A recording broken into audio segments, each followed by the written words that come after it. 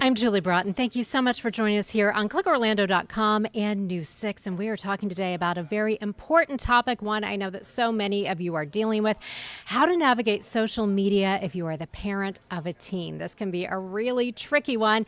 And in case you haven't heard, earlier this week, Meta, which is the parent company of Instagram and Facebook, they announced some new changes with the idea of safeguarding teens. And one of those changes is that beginning soon, they will automatically move millions of accounts of users 18 and under 18 rather, to private accounts. And that is just one of the changes that they are making. So we wanted to bring in an expert to talk more about this. So joining us now is Mark Berkman, CEO of the Organization for Social Media Safety. Mark, thank you so much for being with us today.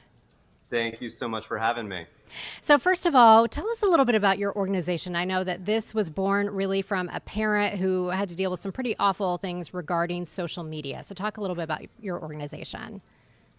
Sure. So since you mentioned our initial story of origin, let me just get into that briefly. So uh, Ed Peisner, his son Jordan, was 14 years old, was at a fast food restaurant after school with some friends, like so many teens do, when another teen that he did not know came up behind him, punched him in the back of the head as hard as he could, while the attacker's associates, friends filmed it and uploaded it to social media, where it went viral. And I was serving as a chief of staff for a legislator at the time in the area, and this video of the attack went into my inbox within about an hour or two of its happening. That's how quickly some of these attacks can go viral. And so we began working on legislation that came to be known as Jordan's Law, after Jordan Peisner, the target of this horrific attack. And what that legislation does is it deters what we now call social media motivated violence, or these attacks committed for the purpose of filming them and putting them on social media to get those likes, those clicks, those shares, and those views, or is what our kids might call today clout. And so we passed that legislation. This is in California. Passed that legislation in less than a year to deter social media motivated violence. But what Ed and I realized is that these harms of social media, including social media motivated violence, were really growing in plain sight and harming millions across our country. And what was really needed was a consumer protection organization focused on social media. So that's exactly what we created about 7 years ago. So the Organization for Social Media Safety is the first and leading consumer protection organization focused on social media. Our mission is to protect against all social media related harms. So harms that are caused or made worse by social media, like cyberbullying, human trafficking, mental health impacts like suicide, depression, eating disorders.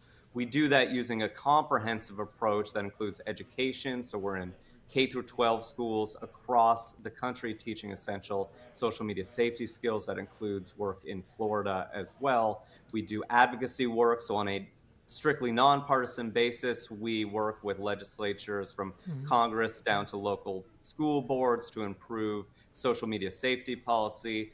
And we work on technology, so software and apps that provide real-time protection against any and all social media related dangers.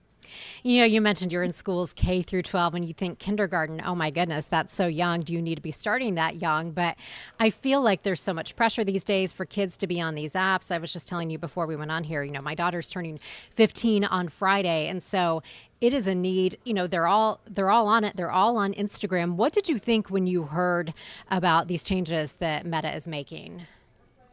Well, we've seen this play before, really. So there is a big hearing in Congress today in the Energy and Commerce Committee on really essential social media safety legislation, like the Kids Online Safety Act.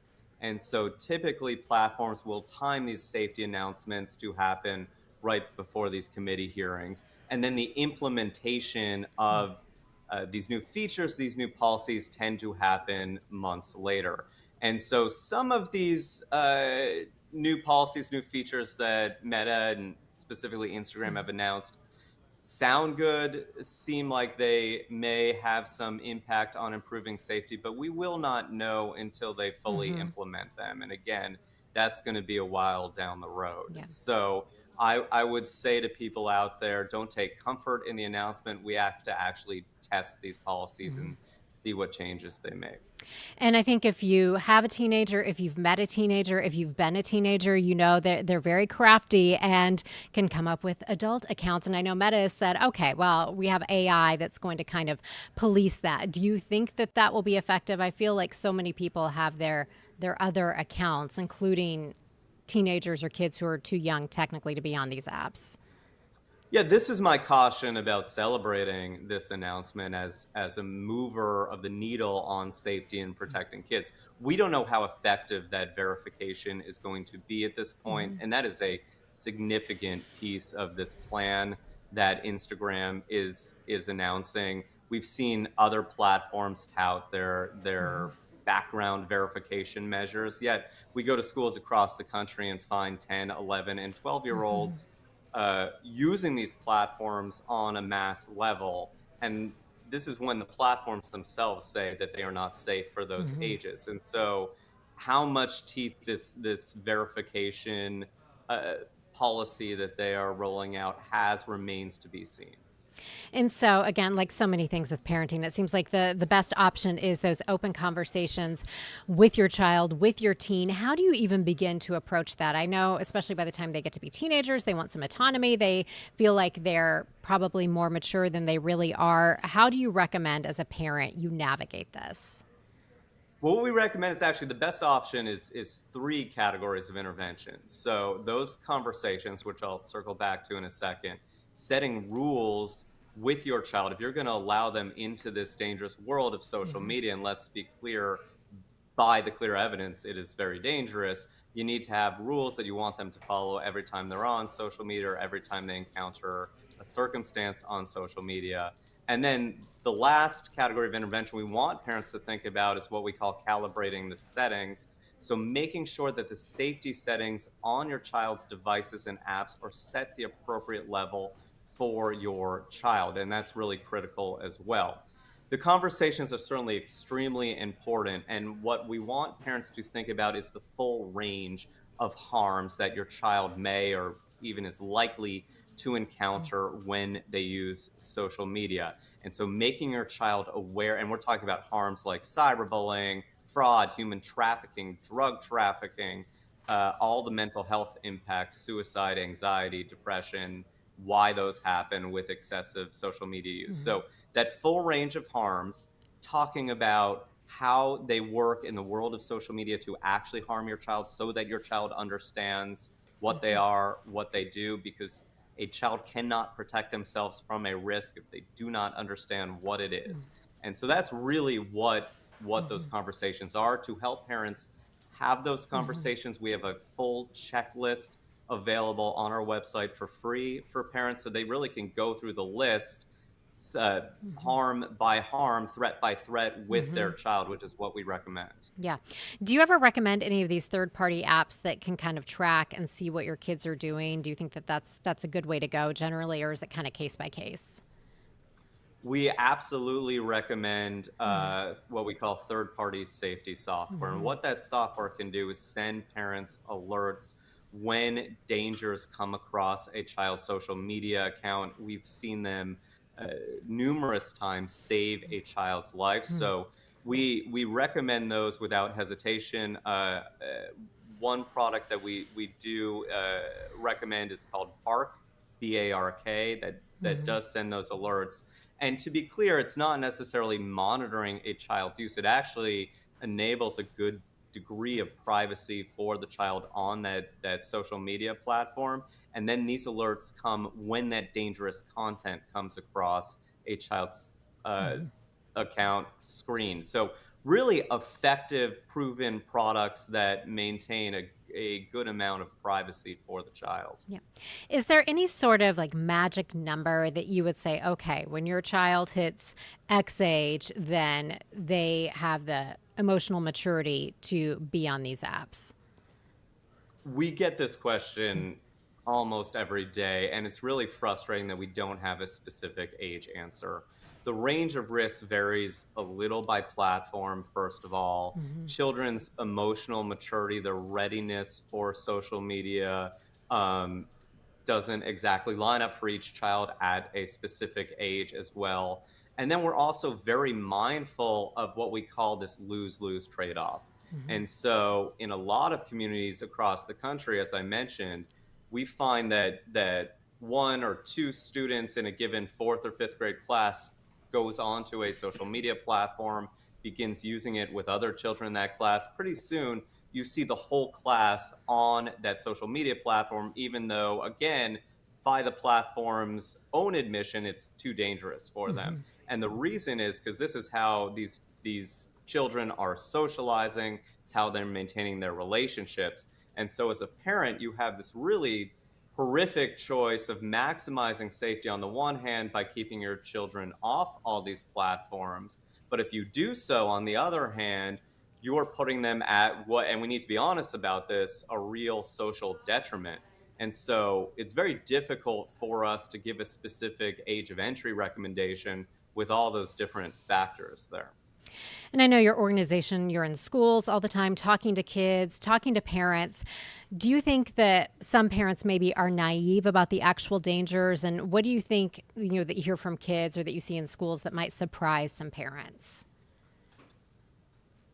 I think despite increased coverage that social media safety is getting, and we appreciate your doing this as well, because each bit of that press coverage helps raise awareness. But despite this increased awareness, really over the last 2 years, increased activity among elected officials as well, and school officials. Despite all of that, there really is, I would say, tragically insufficient awareness among parents out there over the full range and severity of harms that we see either caused or made worse Mm. through social media use. The most well known harm still isn't even well understood by parents, and that is cyberbullying. We see about 46% of students across the country self report being cyberbullied over social media. That triples a teen's risk of Mm. suicide. And so that is millions of students alone on that one harm, that one threat, subjected to very real, serious harm. The Surgeon General in May 2023 issued a public health warning on the potential negative mental health impacts from social media use. Uh, that warning is based on a long list of really credible, reliable research findings that include for 3 hours or more of daily use, we see a significant increase in the risk of anxiety, depression, and suicide. And by the way, we find across the country about 4 to 5 hours that fifth through 12th graders are using social media daily on average. So above that 3 hour mark. Yeah. Very concerning risk there as well. We're finding about 30% of sixth graders are engaging in sexting behavior, which comes with a list of severe harms and impacts as well. I could keep going, unfortunately. There's a really long list of harms here Mm. that are impacting kids. Yeah, some of those numbers are shocking, especially when you mentioned the sixth graders and sexting. I think my heart stopped for a moment. I mean, some of that is just horrifying that you're talking about. It when you dig into these, people really should have their jaw on the floor. These are, again, not just one in a million types of harms. They are impacting millions of children. They are incredibly pervasive. We are finding about 80% of fifth graders have seen explicit real life violence with regularity through social media. That has a range of short and long term mental health impacts in and of itself. So, range of these harms, I didn't get into fraud. Most people think of seniors being impacted by fraud through social media. teens actually follow right behind seniors in terms of frequency of impact there. And fraud is getting worse as AI improves, and fraudsters are using AI through social media to target teens. Another big one.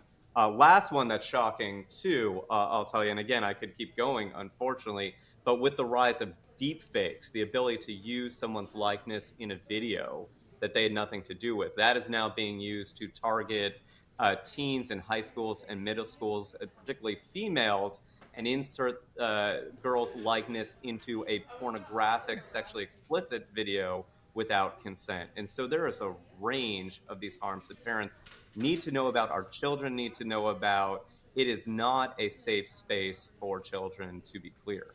And you mentioned those deep fakes. I feel like so many teens, if they had this happen to them, they would then be afraid to tell their parents or afraid, to share this with their parents to get help. So that seems like that would almost just make it worse. So that's why those preemptive conversations are so important. Exactly. Again, unfortunately, it's not great for TV interviews for me to keep going on the list of harms, but sextortion, another piece there where sexually explicit content that a teen might share out with someone that they think that they trust on social media, and then they're blackmailed, extorted into either paying money or sharing more. The FBI has says that incidences of sextortion has risen exponentially over the last 2 years. So another example there where there may be a sense of shame on the Mhm. teen's part, or embarrassment. So they don't go and get that necessary extra help from their parents or a trusted adult. We see that a lot with cyberbullying and the other harms I mentioned too. So having that conversation with your children, encouraging them that to come to you, that that you are a safe place and there to help them, is really potentially life Mhm. saving. And so we really recommend that. And you mentioned that you have free resources on your website. Tell people where they can get more information and where parents can find some of that information to help talk to their kids. And I know you go in and you talk to schools, you talk to corporations, so you're kind of full service in that regard. Exactly. So you can go to our website as a parent, socialmediasafety.org. We have a free parent course right on this webpage you're showing here, a free parent course that you can find where you can see the checklist for conversations that I talked about, a template for rules, and we go through all of these dangers. And again, there is a lot of dangers there as well. So we teach all that. And then if you want to have us come to your child's school, we do this in Florida, we do this across the country, and we're available to do that as well. All right. Well, Mark Berkman, thank you so much. This has been eye opening and enlightening. And I know that so many of our viewers are parents of teens and parents of kids. So this is just such important information. We appreciate you helping us spread the word. Thank you so much again for having me and covering this important issue. Of, Appreciate it. of course. Have a great day. You too.